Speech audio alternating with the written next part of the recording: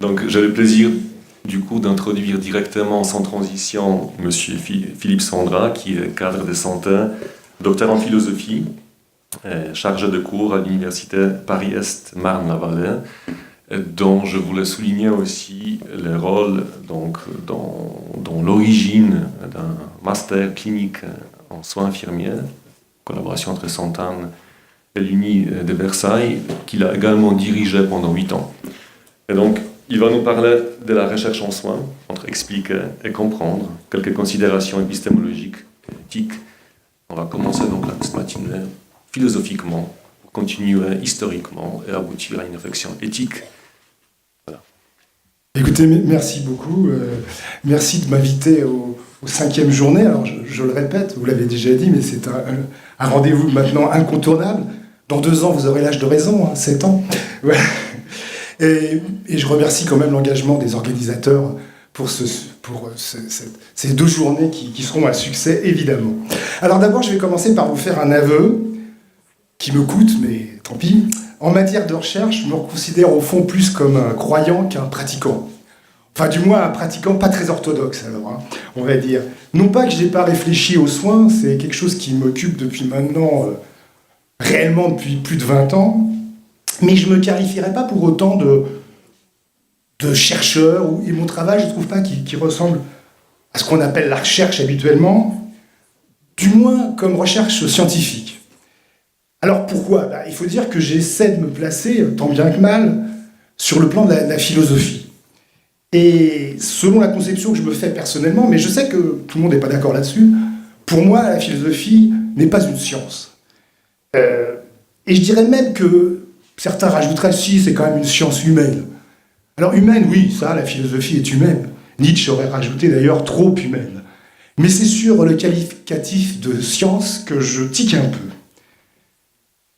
D'abord, pourquoi ? Parce que un philosophe n'est sûrement pas un savant. Quoique, à l'origine, on pourrait dire que la philosophie englobait toutes les sciences. Mais en tout cas, aujourd'hui, on ne peut pas dire qu'un philosophe est un savant, et surtout pas un expert. Je le vois d'ailleurs entre parenthèses avec l'éthique. Hein. Moi, je suis assez étonné que certains se qualifient d'éthiciens. Donc, je ne pense pas qu'un philosophe est un expert, ni d'ailleurs un sage. Hein. Vous savez que la philosophie s'est construite contre les sophistes. Les sophistes, c'est ceux qui pensaient qu'ils étaient sages, qu'ils maîtrisaient le savoir. Or, l'origine même du terme de philosophie, hein, philo, c'est l'ami, hein, l'amitié, sophia, la sagesse, donc le philosophe n'est pas un sage, au mieux il est l'ami de la sagesse. Alors, par contre, on pourrait quand même dire que la philosophie et la science ont un but commun, c'est la recherche de la vérité. Simplement, on pourrait s'interroger sur la nature de cette vérité. Je pense qu'il y a une différence entre la vérité scientifique et la vérité que recherche le philosophe. J'aimerais bien ici rappeler une phrase qu'on prête. Alors, on prête beaucoup de choses à Einstein, mais parce que je vous dis ça, c'est parce que j'ai essayé de faire des recherches, j'ai jamais trouvé vraiment l'origine de cette phrase, mais enfin, on la prête à Einstein, qui disait « Dieu est subtil, mais pas tricheur ». Je ne sais pas si vous voyez la puissance de cette phrase. Dieu est subtil, c'est-à-dire que les règles sont complexes, mais pas tricheur, c'est-à-dire qu'on ne change pas de règles. Cette phrase, au fond, « Dieu est subtil, mais pas tricheur », montre que la science est possible. Vous voyez, si Dieu avait été tricheur, pas de science possible. Vous voyez, on change les règles. Non, c'est subtil, c'est compliqué, mais c'est constant. Et de ce point de vue-là, Francis Bacon, un philosophe anglais, contemporain de Descartes, disait que grâce à l'expérimentation, alors on dirait aujourd'hui la recherche, la nature est comme mise à la question. De la même façon qu'un juge contraint un détenu à avouer son crime ou à livrer des renseignements. J'espère quand même que le scientifique n'utilise pas tous les moyens du juge. Et Galilée, pour sa part, avait dit que la nature est écrite en langage mathématique. Alors, Max Weber avait trouvé ça intéressant, mais trouvait que ça risquait de désenchanter le monde. Je vais vous prendre un exemple. Le scientifique qui voit un arc-en-ciel dit « oui, bon, bah, c'est la diffraction de la lumière, voilà, bon. » Vous voyez, la perte d'enchantement du monde quand un poète voit un arc-en-ciel. Ce qui veut dire d'ailleurs que cette vérité, tout à l'heure, je parlais que la recherche de la vérité, la science n'a pas le monopole de la vérité. L'art, la poésie, a aussi à dire quelque chose de la vérité. Et je pourrais dire que quand la science cherche des preuves et considère la vérité principalement comme exactitude, la philosophie vise au dévoilement. Alors les Grecs avaient un terme pour dire ça, ils disaient « aletheia ». Et ils voient surtout la vérité comme vertu. C'est-à-dire que le vrai, le bon, le bien, ce sont des vertus philosophiques. Et on pourrait dire qu'en philosophie, le vrai n'est pas l'exactitude. Et depuis Socrate, la vérité a en effet une dimension morale, elle est quête de sens. Et pour être un peu schématique, on pourrait soutenir qu'au fond, la philosophie cherche le pourquoi, quand le scientifique vise au comment. Mais j'ai une autre formule que j'ai empruntée à Michel Foucault, qui disait dans un texte que si la science et la philosophie cherchent tous deux à dépasser le visible, le premier, le scientifique, se propose de rendre visible l'invisible, alors que le second, le philosophe, vise à percer l'invisibilité du visible. Moi, je sais que le matin, c'est un peu raide. Hein.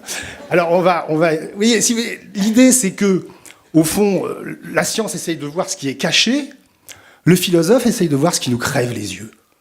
Hein, cette distinction est très riche. Il faut dire que Michel Foucault, quand même, avait des formules assez magiques. D'autre part, dans la distinction entre la science et la philosophie, c'est la question du progrès. Au fond, le progrès, la science est progrès. On ne peut pas dire, par contre, en philosophie, qu'il y a un progrès. Alors, je pourrais prendre les grandes branches de la philosophie, la métaphysique, l'ontologie, l'éthique. Je ne vois pas de progrès notable. Alors, je vais faire un peu d'humour. Je ne pense pas, par exemple, que la pensée de BHL, de Michel Onfray ou d'Alain Badiou, pour être neutre, constitue de véritables progrès en philosophie par rapport à Aristote, Spinoza ou Kant. Toujours pour rester neutre. Au plus, on pourrait dire que la philosophie a modifié au cours de son histoire ses centres d'intérêt, et c'est vrai, se consacre parfois à de nouveaux objets. Mais une fois que j'ai dit ça, alors, mais qu'est-ce qu'il vient faire ce matin nous raconter ? Eh bien, les chercheurs, et notamment en soins, utilisent par contre des méthodes qui sont issues de la philosophie. D'ailleurs, parfois sans le savoir. Alors d'abord, il y en a un, quand même un grand nom, celui qui va être à l'origine, au fond, de l'esprit scientifique, le discours de la méthode, c'est Descartes, avec son doute méthodologique. Je veux dire, c'est vraiment l'initiateur de la science moderne. Je vous rappelle que c'est pas je pense donc je suis, c'est je doute donc je pense donc je suis. C'est ce doute qui a été à l'origine de la science. Mais on pourrait aussi parler de deux méthodes que, en psychiatrie on l'utilise beaucoup, qui sont la phénoménologie, Husserl, et l'herméneutique que moi j'ai beaucoup appris grâce à Paul Ricoeur. Alors, si la philosophie, du moins celle dont je me réclame, n'est pas une science, en revanche, elle a une autre fonction, elle peut nous aider à penser la science. Excusez-moi, là j'ai un...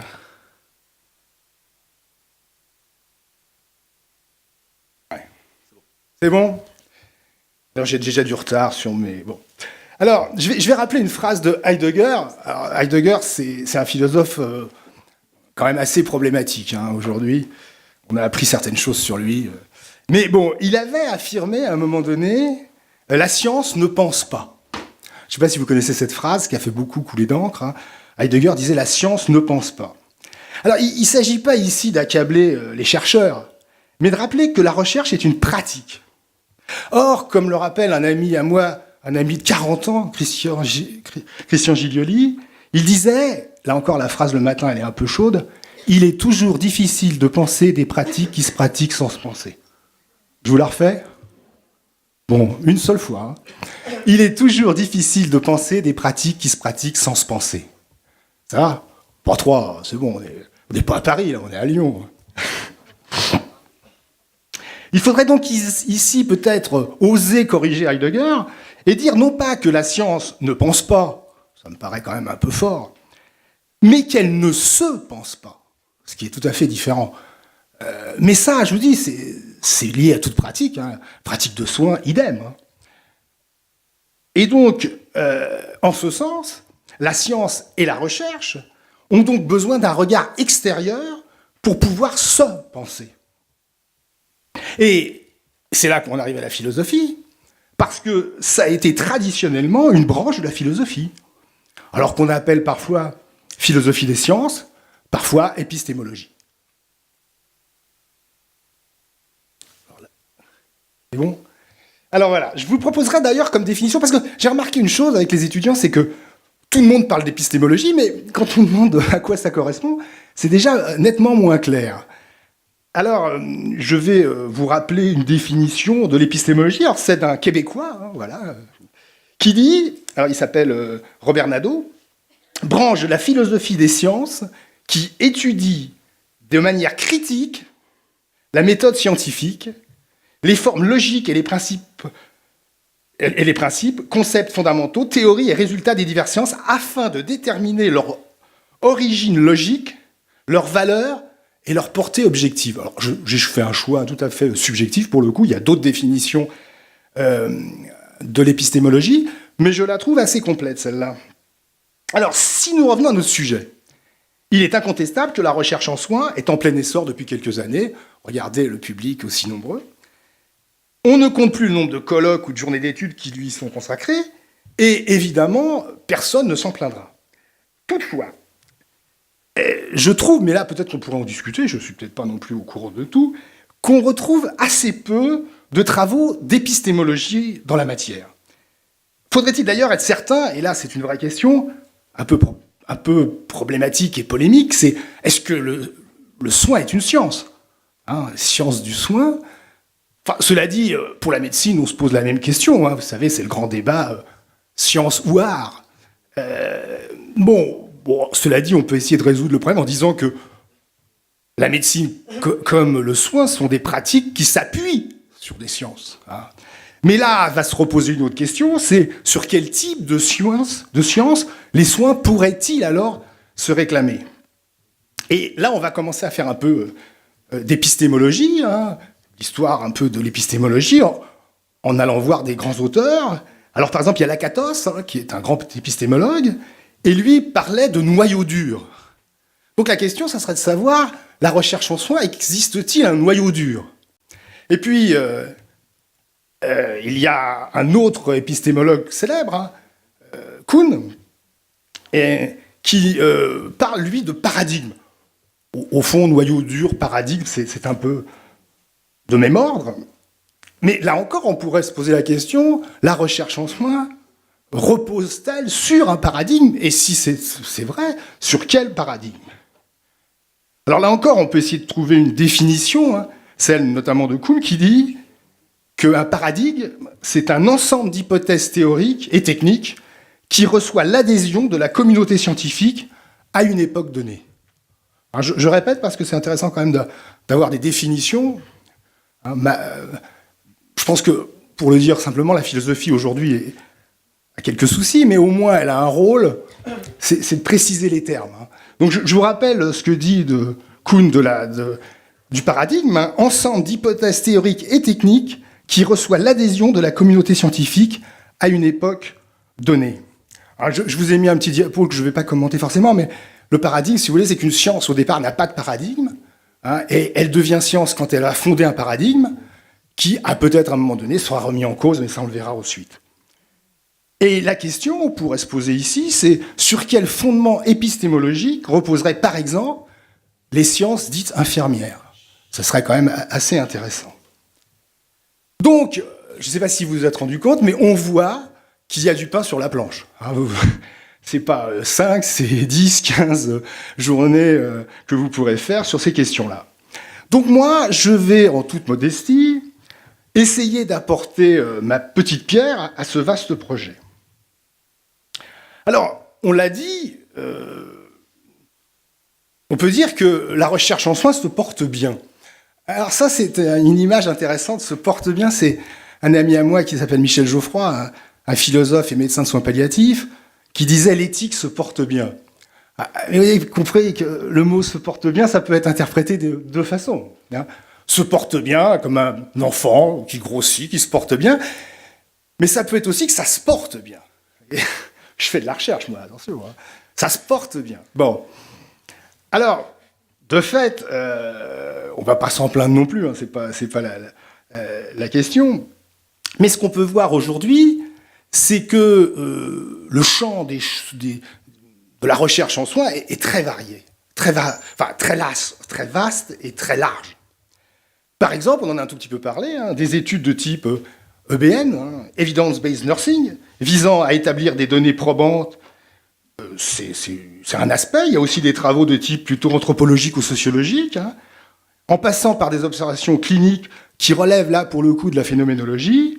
Le champ de la recherche en soins, on pourrait dire, recourt à des disciplines multiples. Et je trouve, enfin, là je pense qu'on est tous d'accord, que c'est plutôt une bonne chose, hein, de ce point de vue-là.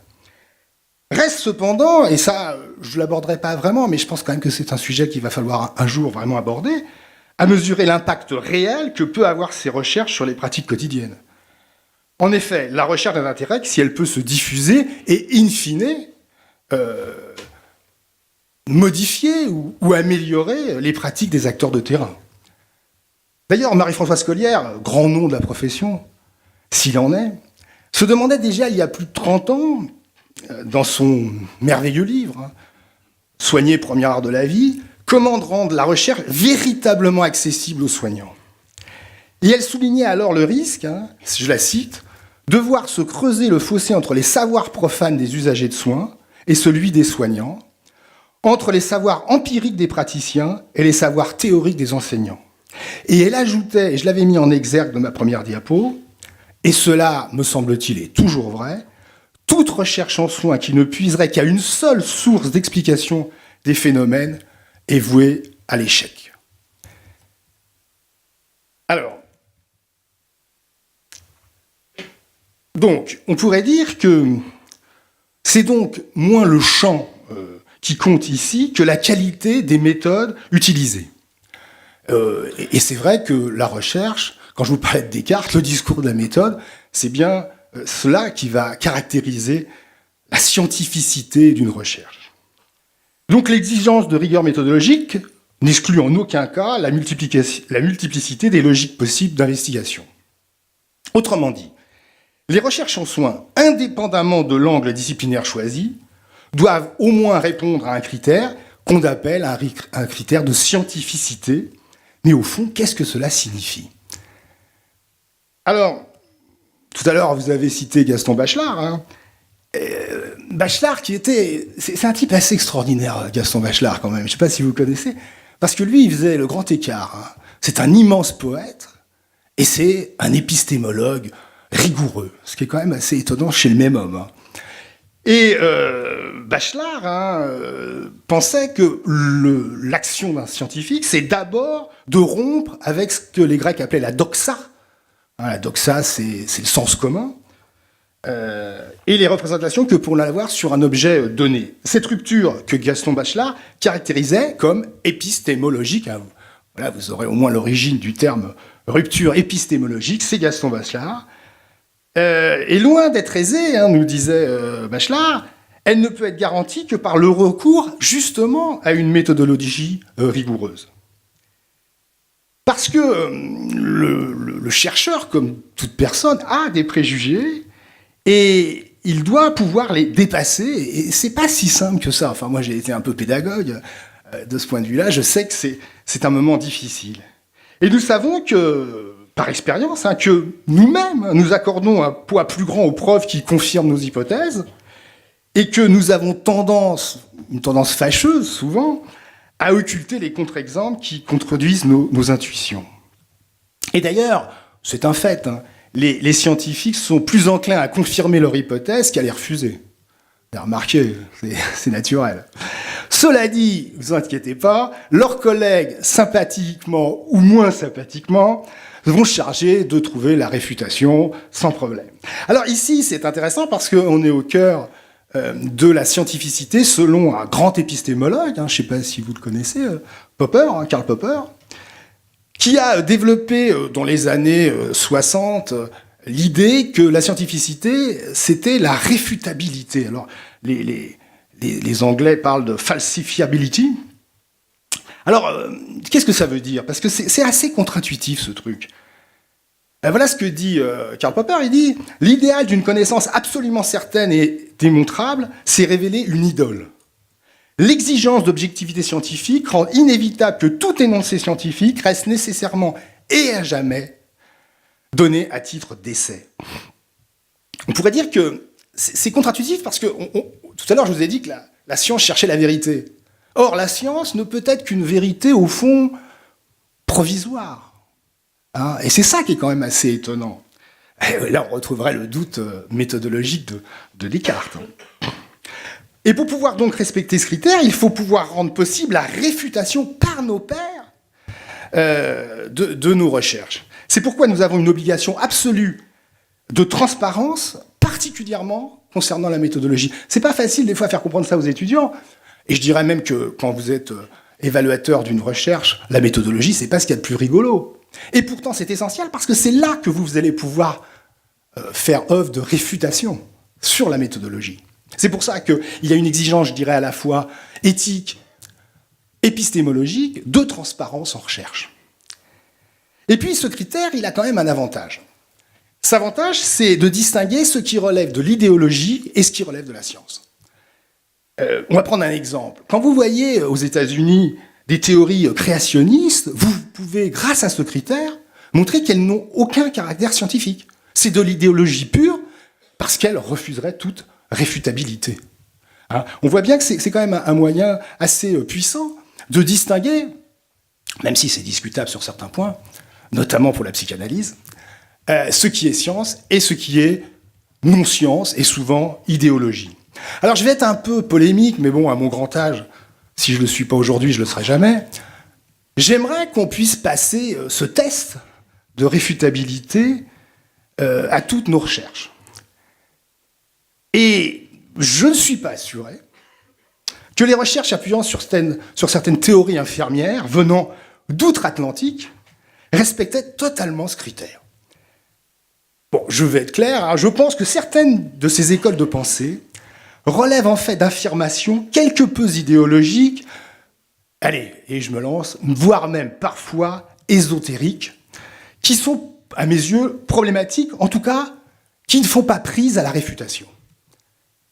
Et Marie-Françoise Collière, encore elle, toujours elle, dénonçait déjà en son temps ce système de pensée préorganisé, préconstruit, qui, tout en s'honorant de scientifique, n'a rien à voir avec une approche scientifique.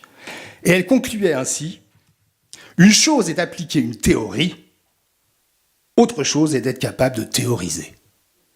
Ah, je vous la refais celle-là quand même. Une chose est d'appliquer une théorie, autre chose est capable de théoriser. Et dans le cadre d'une démarche méthodologique rigoureuse, la recherche en soins doit donc permettre la plus grande diversité des approches. Et là encore, peut-être je vais être polémique, mais résumer, comme on le fait trop souvent, la recherche en soins à l'evidence-based nursing risque, comme le relevait encore Marie-Françoise Collière en son temps, de nous égarer dans l'illusion d'une quantification qui n'abrite pas des préjugés d'interprétation. C'est donc à ces conditions de rigueur, mais aussi de diversité, que nos recherches seront reconnues tant en interne, auprès de nos collègues, qu'en externe, auprès de la communauté scientifique.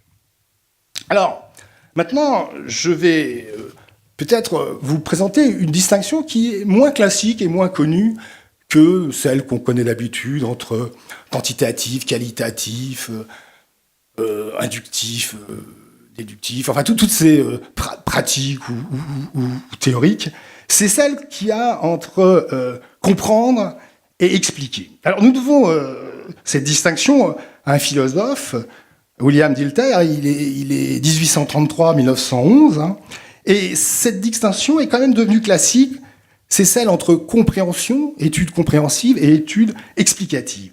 Alors, pour le faire très simple, Dilthey disait, si nous expliquons la nature, nous comprenons la vie psychique. Dans les deux cas, il s'agit bien de se rapprocher de la vérité, hein, qui, je vous rappelle, est le but de la science. Alors, de la vérité ou d'une vérité, hein, ça serait à discuter. Mais l'angle d'attaque est assez différent. L'approche explicative vise à mettre en évidence des lois générales, l'approche compréhensive déchiffre les motivations des individus. Et Paul Ricoeur résume la question de manière assez évidente. Il dit, dans un cas, c'est l'explicative, je demande une cause, dans l'autre, une raison. C'est quand même assez intéressant et on voit bien la distinction. Par ailleurs, si les sciences explicatives se veulent prédictives, prévoir, les sciences compréhensives, qui étudient au fond l'activité humaine ici et maintenant, ne se posent pas forcément de prédire l'avenir, mais plutôt de comprendre le présent. Alors, c'est intéressant parce que cette distinction, souvent on la fait entre ce qu'on appelle les sciences de la nature et les sciences de l'homme. Comme si d'ailleurs l'homme n'était pas de la nature, ce qui d'ailleurs poserait un petit problème, enfin bon. Mais en fait, non, parce que au sein même des sciences de l'homme, il y a une distinction entre les études explicatives et les études compréhensives. Par exemple, on pourrait dire que si Émile Durkheim est plutôt sur le pôle explicatif en sociologie, Max Weber, le sociologue allemand, est plutôt sur une vision compréhensive. Selon le premier, donc Durkheim, il y a des forces au-delà de l'individu, des lois sociales, qui expliquent le comportement humain. Bon, chacun peut-être se rappelle de ses grandes études sur le suicide. Au fond, qu'est-ce que fait Durkheim? Il essaye de comprendre des lois qui feraient qu'on se suiciderait dans la France des années 1900. Alors que dans le cadre de Weber, il s'agit de comprendre la signification que les personnes attribuent à leur comportement, pour ensuite éventuellement tenter de comprendre la société. Par exemple, sur le suicide, il est clair que Weber n'aurait pas suivi la méthode de Durkheim, mais au contraire, il aurait essayé de comprendre pourquoi un individu est amené à se suicider. Vous voyez la distinction entre expliquer un phénomène, je vous rappelle la grande phrase de Durkheim, c'est les faits sociaux comme des choses. Vous voyez, il y a une forme de scientificité, ou du moins de scientifisme, je ne sais pas si ça se dit d'ailleurs, scientisme plutôt, chez Durkheim, d'ailleurs qu'on retrouve chez Bourdieu, de ce point de vue-là. Alors, là j'ai un dilemme, parce que j'ai pas beaucoup de temps. Alors, est-ce que je saute le Caire, ce qui serait quand même terrible, sauter le Caire, ça serait horrible. Bon, je vais essayer de le faire très vite. Ouais, donc je vais essayer d'aller assez vite. J'aurais voulu vous parler, je vous parle d'ailleurs, des recherches qui pourraient avoir comme objet le Caire. Alors, je vais le faire très court. Carol Gilligan, en 1982, a écrit un livre, Une voie différente, pour une éthique du Caire. Et Claude Gendron, qui est québécoise, a cherché à montrer ainsi, enfin pour elle, les éthiques du Caire, la complexité et la profonde valeur du travail moral lié au prendre soin, que les femmes ont traditionnellement assuré, mais dont les théories morales dominantes, ça c'est moi qui rajoute, masculines, se sont fort peu préoccupées.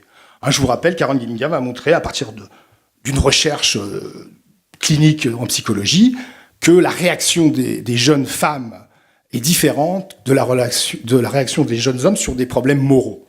Bon, je passe sur tous les problèmes que ça pose en termes philosophiques, pour arriver à Joanne Tronto, qui est une philosophe américaine, qui va essayer de montrer, en philosophe, que le Caire n'a pas qu'une dimension éthique, mais aussi est une pratique. Ça, on le savait, qui s'expérimente, et moi j'ajouterais, qui peut devenir un axe de recherche. C'est ça que je vais vous proposer très rapidement. Tronto, dans son livre qui est Un monde vulnérable, montre que le Caire peut avoir 4 moments. Le premier, c'est reconnaître le besoin, c'est le caring about, qui implique la reconnaissance d'un besoin et la nécessité de le satisfaire. Je pense que cette idée est pensée surtout, par exemple, aux patients en psychiatrie, mais aussi en maladie d'Alzheimer, les patients atteints de maladie d'Alzheimer. Comment comprendre le besoin? Et le besoin, c'est moi. J'ai un ami qui dit qu'il n'y a pas de trouble du comportement. Il n'y a que des comportements troublants. Ça, c'est important. Et qu'au fond, essayer de trouver la raison compréhensive, là, vous voyez qu'on est dans la compréhension, c'est quand même passionnant dans un certain sens. C'est mieux qu'une enquête, ça. Et je pense qu'il pourrait y avoir des recherches qui s'attelleraient à ce premier moment. Deuxième moment, c'est le taking care of, c'est prendre des dispositions pour y apporter une réponse. La question est alors de savoir qui est le mieux à même de se charger de la réponse. Et là encore, je pense qu'il y aurait un champ de recherche passionnante sur la question de la responsabilisation. Qui va s'en occuper? Ça pourrait être intéressant. Ensuite, il y a le caregiving, accorder, donner de soins, qui recouvre la pratique du soin, car le care n'est évidemment pas une activité improvisée, mais c'est un travail avec ce que là s'implique de professionnalisme. Et donc, on pourrait dire que là, pour le coup, il y a beaucoup de recherches qui sont faites, mais vous voyez, on pourrait les faire rentrer dans cette catégorie. Deux dernières, alors la quatrième, mais il y en a une cinquième, c'est recevoir des soins, c'est-à-dire que l'idée, c'est que le seul critère pour Tronto qui me permet de dire que le processus a atteint son objectif, c'est le bénéficiaire. Alors là encore, évidemment, quand vous êtes face à des patients qui ont des problèmes de communication, c'est extrêmement compliqué, parce que la question après, c'est que peut-être je me suis trompé de besoin. Et de revenir à la première. Et là encore, il y aurait des recherches, me semble-t-il, passionnantes à faire sur ces questions-là. Ouais, ben oui, mais 5 minutes, s'il vous plaît.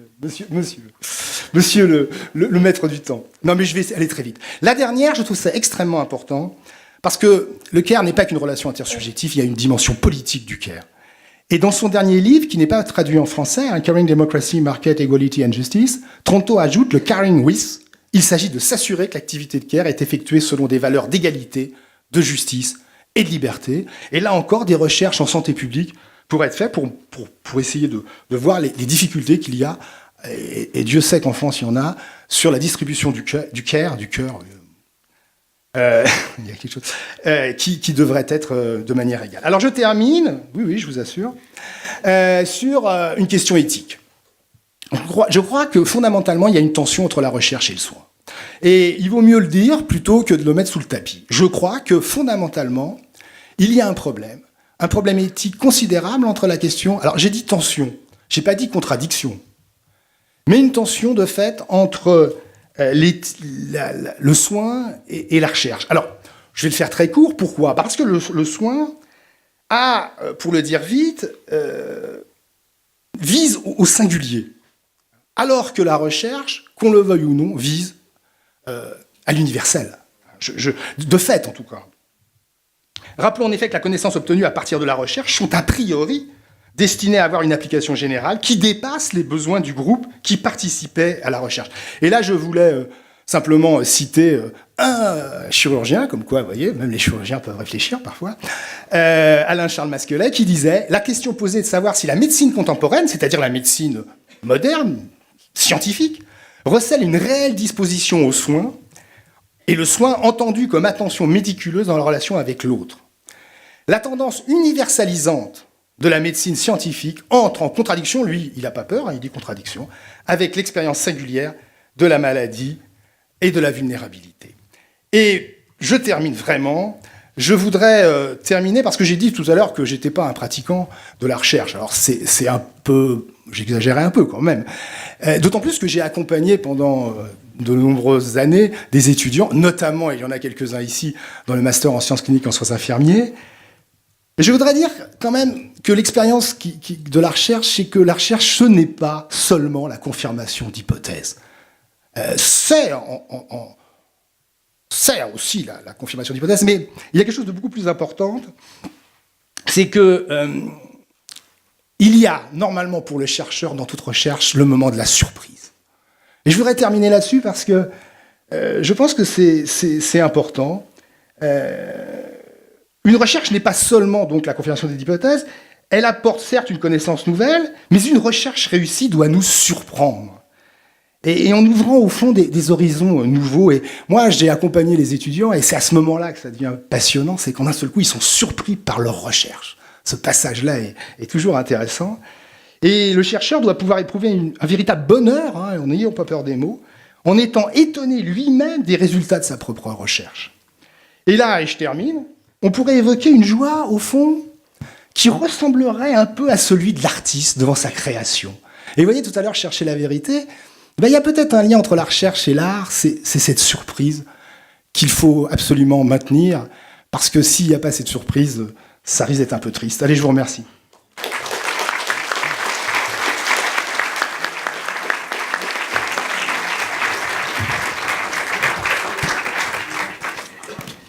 Merci beaucoup. Les hostilités étaient déjà ouvertes pendant la conférence, donc je vais zapper la partie où on lance les hostilités aux conférenciers en l'interpellant sur une partie discutable de son propos. Je propose directement de donner la parole à la salle pour qu'on puisse essayer de rattraper le temps perdu.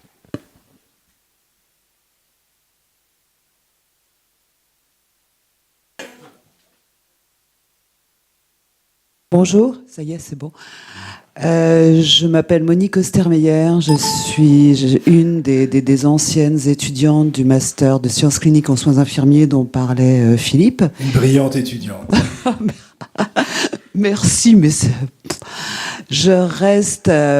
J'ai été très enthousiaste. Je suis infirmière de secteur psychiatrique à l'origine et j'ai été très enthousiaste par l'universitarisation de notre profession. Licence, master, doctorat, excusez-moi, je suis un peu troublée. Et également de ce fossé qui a été considérablement réduit de ce fait-là entre infirmiers psy et infirmiers en soins généraux. Donc je me suis lancée dans ce master, enthousiaste également vis-à-vis de la recherche. J'ai maintenant, ça remonte à il y a 2015, 3 ans, 4 ans maintenant, et j'ai maintenant autour de moi quelques doctorants, quelques collègues doctorants, et je me pose une question par rapport au risque de fossé qui peut se creuser entre les pratiques de terrain et nos doctorants. Je commence à me poser la question, est-ce que le système LMD va pas nous amener vers un fossé, un nouveau fossé qui se creuserait entre les pratiques de terrain, entre nos collègues qui sont réellement auprès des patients, moi-même je le suis, et puis ces universitaires, doctorants qui vont faire des recherches, mais en s'éloignant peut-être, je dis peut-être, j'en suis pas sûre, de plus en plus de la clinique et du terrain. Voilà, je lance ce questionnement qui m'anime depuis quelque temps maintenant. Ouais. Je dirais qu'au fond, toute discipline qui se construit rencontre ça. D'ailleurs, c'est pas propre à la recherche en soins. À un moment donné, il va avoir les théoriciens et les praticiens, quoi. Et pour une fois, je vais dire, les médecins peuvent nous aider, vous voyez. Enfin, Dieu sait que je suis parfois assez critique, mais regardez les médecins. Ils gardent, même quand ils sont chefs de service, ils gardent une activité clinique. Et ça devrait nous intéresser. D'ailleurs, quand vous regardez comment on monte dans la hiérarchie hospitalière, enfin universitaire des médecins, c'est en gardant une activité clinique. Alors il y a une activité de recherche, une activité d'enseignement, mais même un chef de service, le plus réputé qu'il soit, garde une activité clinique. Et je pense que de ce point de vue-là, ça serait intéressant en tout cas, vous voyez, il ne faut pas toujours faire ce que font les médecins, hein. Mais au moins sur cette question-là, ça serait intéressant de les suivre. Je pense que moi, je sais qu'avec Mireille Saint-Étienne, quand on était sur le master sciences cliniques, on insistait beaucoup que pour nous, les spécialistes cliniques qu'on formait devaient garder au moins un mi-temps sur de la clinique. C'était une exigence. Alors après, les étudiants, ils font ce qu'ils veulent. On va pas chercher à savoir, mais je pense que de ce point de vue-là, la légitimité, en tout cas, du spécialiste clinique, c'est la clinique. Et la clinique, je vous rappelle, pas besoin d'aller très loin, que c'est au lit du malade. Hein, c'est clinicos, c'est le lit du malade. Donc, je dirais 2 choses pour résumer. Toute discipline qui se crée se rend compte à cette question de la théorie et de la pratique, hein, et du fossé qu'il y a, mais je dirais que c'est à nous de veiller, et peut-être l'exemple des médecins pour ça est pas mal, de ne pas faire que cette distance soit énorme, quoi. Mais c'est vrai que c'est un vrai problème, Encore peut-être une remarque, question. Mais, moi j'aimerais bien, parce que vous avez dit que c'était tout à fait discutable, moi je voudrais discuter, alors c'est quoi qui est discutable dans ce que j'ai dit ? Moi, je vais pas lancer une nouvelle discussion parce qu'en plus le temps ne le permet malheureusement pas. C'est pas que c'était discutable. Je suis un peu surpris que vous avez mobilisé Kuhn alors que Kuhn, je pense qu'il est très séduisant, mais il y a un problème dans son approche. Il postule un changement de paradigme. En revanche, il dit pas grand-chose sur comment le changement de paradigme s'opère. Et maintenant, ce qui est assez intéressant pour moi dans la naissance de la recherche de discipline infirmière scientifique, c'est que ça se passe au moment où, très visiblement, le paradigme EBM, donc Evidence-Based Medicine, qui est un paradigme de référence par proximité peut-être de champ, quelque part, pour EBM, est lui-même en crise profonde depuis une bonne décennie, mais probablement oui, d'ailleurs. On est d'accord. Et que l'EBM s'est fixé un peu là-dessus, quoi, en fait, pour faire comme... C'est MeToo, en fait. EBM, c'est les MeToo de EBM, d'une certaine manière. En même temps. En même temps, c'est ça, disons comme ça, voilà. Et donc la question, effectivement, de savoir, c'est qu'ensuite, il y a des choix qui sont faits, et puis moi, je pense au contexte suisse, qui a fait un choix d'arrimer, en fait, les sciences infirmières sur les sciences médicales, en les inscrivant dans les facultés de médecine. Ce qui n'est pas le choix partout. Hein. Oui. Et puis je pense qu'en particulier, pour ce qui est des soins infirmiers en psychiatrie, d'autres choix en Écosse étaient faits d'arrimer les sciences infirmières sur les facultés des sciences humaines. Oui, mais là on est d'accord. Voilà. Non, parce que je me disais, tiens, il y a un désaccord. Bah non, si on est, ça va vite passer. Non, simplement pour Kuhn, si vous voulez, l'idée qu'il faudrait, c'est associer Kuhn à Popper. C'est-à-dire qu'au fond, un paradigme fonctionne. C'est-à-dire que, juste pour faire un tout petit peu d'épistémologie, il y a un cœur d'une discipline. Et ça peut pas être discuté. Par contre, autour, c'est ce qu'on appelle les heuristiques. Hein, il y a des heuristiques qui peuvent être discutées. Mais à un moment donné, je ne sais pas si vous prenez le géocentrisme, hein, jusqu'à Copernic, Galilée, on pense que la Terre est au milieu de l'univers. Et ça marche, hein. Mais le cœur, je dirais, le paradigme, c'est le géocentrisme. Et puis un jour, il y a Galilée, enfin d'abord il y a Copernic, puis après il y a Galilée qui dit « ça marche pas très bien, ça ».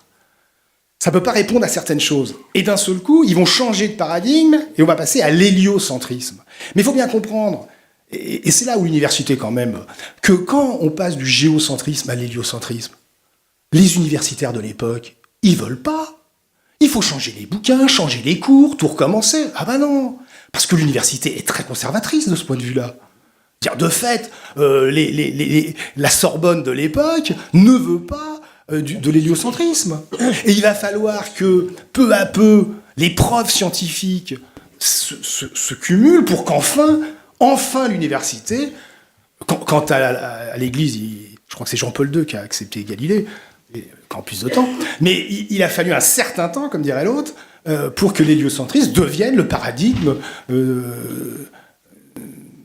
dominant. Hein. Et voyez, et pourquoi ? Parce qu'il y a eu, on l'a réfuté. Et là, Popper est intéressant parce qu'on voit qu'à un moment donné, il y a eu des réfutations qui font qu'on n'a pas pu tenir le géocentrisme. Vous pourriez faire une chose avec Newton et Einstein, hein. C'est à peu près le même système.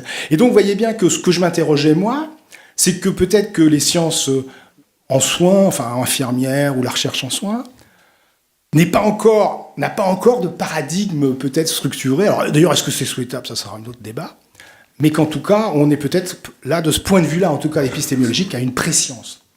Vous voyez, si je suis Kuhn. C'est vrai. Et puis, juste une chose aussi, c'est qu'il faudrait rajouter Latour, Bruno Latour, je ne sais pas si vous connaissez. Bruno Latour va montrer en plus qu'il y a tout un contexte social.